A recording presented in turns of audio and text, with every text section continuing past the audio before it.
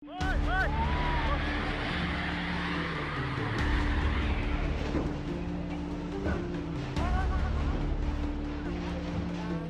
semua tahu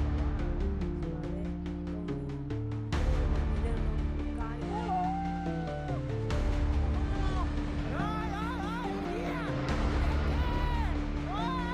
दोस्तों आज का दिन थाईलैंड और म्यांमार के लिए बहुत ही ज़्यादा ट्रैजिक रहा है क्योंकि इन दोनों ही देशों को एक बहुत ही भयंकर भूकंप ने पूरी तरीके से हिलाकर रख दिया है। खास तौर पे म्यांमार की बात की जाए क्योंकि यहाँ पर एपिसेंटर म्यांमार के ही अंदर था, जो कि मैंडले नाम की एक जगह है, वो एपिसेंटर था जहाँ पर आप म्यांमार के रोड को देख कर ही बता सकते हो कि कितना ज़्यादा भयंकर ये भूकंप रहा था और किस तरीके के वहाँ पे हालात रहे होंगे जब ये भूकंप आया होगा। मतलब अंदाज़ा इस रोड को ही देख के लगाया जा सकता है कि हालात क्या रहे हैं मंडले के, कि यहाँ पर जो सबसे ओल्डेस्ट ब्रिज था वो भी टूटकर गिर गया और इसी के साथ साथ मंडले का जो एयरपोर्ट था उसको भी काफ़ी ज़्यादा नुकसान हुआ है। और मतलब हमने तो जो दिल्ली वाले हैं उन्होंने अभी रिसेंटली 4 मैग्नीट्यूड का अर्थक्वेक ही देखा था जहाँ पर पूरा घर हिल गया था, मैं अगर अपना बताऊँ। और काफ़ी ऐसी आवाज़ आ रही थी जैसे कि कुछ गरजने की आवाज़ आती है ना, जैसे बादल गरजते हैं, तो वैसी आवाज़ आ रही थी ज़मीन में से। और इस तरीके का भूकंप देखने के बाद में हमारा तो मन वहीं हिल गया था। लेकिन यहाँ पर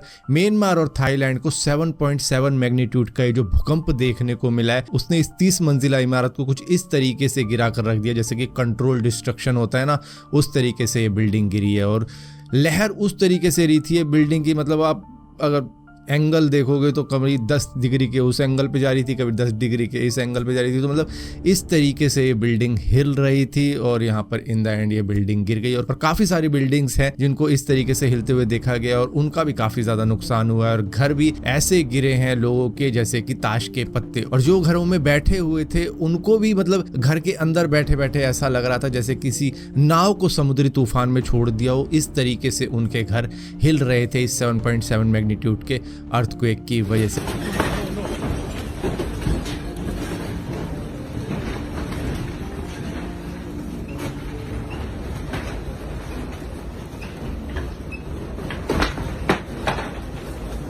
अब देखो वैसे तो भूकंप का किसी को मालूम नहीं होता कि कब आ जाए, कहाँ पर आ जाए, लेकिन फिर भी इनके भी कुछ जोन होते हैं जैसे जोन 2 हो गया, 3 हो गया, ये बहुत ही लो रिस्क के जोन होते हैं। लेकिन जोन 4 हो गया जिसके अंदर दिल्ली भी आता है, वो हाई रिस्क जोन में आता है। लेकिन जोन 5 जो होता है वो वेरी हाई रिस्क में आता है जिसके अंदर म्यांमार और थाईलैंड दोनों ही आती हैं। ये सेस्मिक एक्टिव जोन है जिसके अंदर ये 2 कंट्रियाँ आती हैं। यहाँ पर Indo Australian plate Eurasian plate से टकराती हैं आपस में, तो आज वही हुआ, ये दोनों आपस में टकराई और एक दूसरे के टकराने की वजह से हाई प्रेशर क्रिएट हुआ और जब प्रेशर रिलीज हुआ तो इस तरीके की चीज़ें देखने को मिली। लेकिन यहाँ पर ये जो डेप्थ थी भूकंप की वो 100 किलोमीटर से भी कम की थी जिसकी वजह से इसको शैलो डेप्थ ही माना जाता है। और ये तो शायद बताया जा रहा है कि 10 किलोमीटर की ही थी जो कि बहुत ही कम है, जिसकी वजह से इतना ज़्यादा डिस्ट्रक्शन देखने को मिला है। आप इस वीडियो के अंदर भी देख रहे होंगे कि ये थाईलैंड का मेट्रो स्टेशन है जहाँ पर पैसेंजर अपनी मेट्रो का वेट कर रहे थे उस वक्त में जब ये मेट्रो कुछ इस तरीके से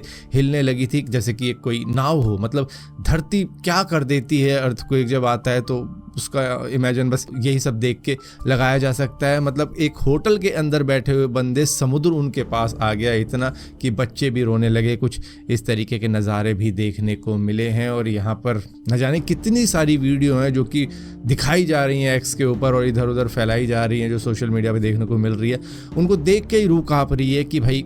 क्या ही नज़ारे देखने को मिल गए। मतलब लोग थाईलैंड में जाते हैं घूमने के लिए और वहाँ पर इस तरीके की चीज़ देखने के बाद में शायद उनको भी लगा होगा कि मतलब ज़िंदगी का कुछ भी भरोसा नहीं। और कई सारे फॉरेनर्स को ये भी करते हुए देखने को मिला है कि वो पानी बांट रहे थे, जो कि बहुत ही अच्छी बात है। बेशक से तुम वहाँ पर जाते हो, ड्रिंक करने जाते हो, कुछ भी करने जाते हो, लेकिन फिर भी ऐसी सिचुएशन में जो लोग हेल्प कर रहे हैं आई थिंक उनसे बढ़िया कोई लोग नहीं है। और वैसे तो ये वीडियो मल्टीपल टॉपिक्स के ऊपर बनानी थी मेरे को, लेकिन मैं जिस तरीके से मतलब वीडियो पे वीडियो देखे जा रहा हूँ, अब एक रोड पे बिल्डिंग कैसे गिरी हुई है, एक और बिल्डिंग गिरी हुई है, पुल गिरा हुआ है, लोग आराम से बैठे हुए हैं एयरपोर्ट के रनवे पे कि बस किसी तरीके से बच जाएं इस भूकंप से। कई लोग बिल्डिंगों से निकल रहे हैं, बड़ी बड़ी मॉल से निकल रहे हैं और इस तरीके की भीड़ की शायद उस धक्का मुक्की में किसी की जान भी जा सकती है, इस तरीके से भी भगदड़ हो रही है। और हर बंदा मतलब चाहे वो कार में बैठा हुआ, चाहे वो बाइक में बैठा हुआ हो, मतलब वो चलाने लायक नहीं है उस रोड के ऊपर बाइक कार, क्योंकि उनका पूरा रोड ही हिल रहा है और उनको समझ नहीं आ रहा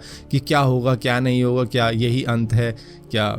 यही बस लाइफ है कि मतलब एक भूकंप आएगा, सब कुछ अच्छा चल रहा है और दुनिया तबाह हो जाएगी। और इस वीडियो के अंदर ही एक बार देख लो कि किस तरीके से एक बंदा जा रहा है, पता नहीं किस काम से जा रहा है, लेकिन वो लाइन से बिल्डिंगों को गिरे हुए देख रहा है, जो कि म्यांमार का सीन है, क्योंकि वहीं पे तो एपिसेंटर है, मंडाले नाम की जो जगह मैंने आपको बताई, शायद मैं नाम ढंग से प्रोनाउंस नहीं कर पा रहा हूँ, लेकिन वहाँ का जो नज़ारा देखने को मिल रहा है उससे पता लग रहा है कि कितना ज़्यादा नुकसान हुआ है म्यांमार देश का। शायद थाईलैंड के अंदर एक बड़ी सी बिल्डिंग गिरी है 30 मंजिला या फिर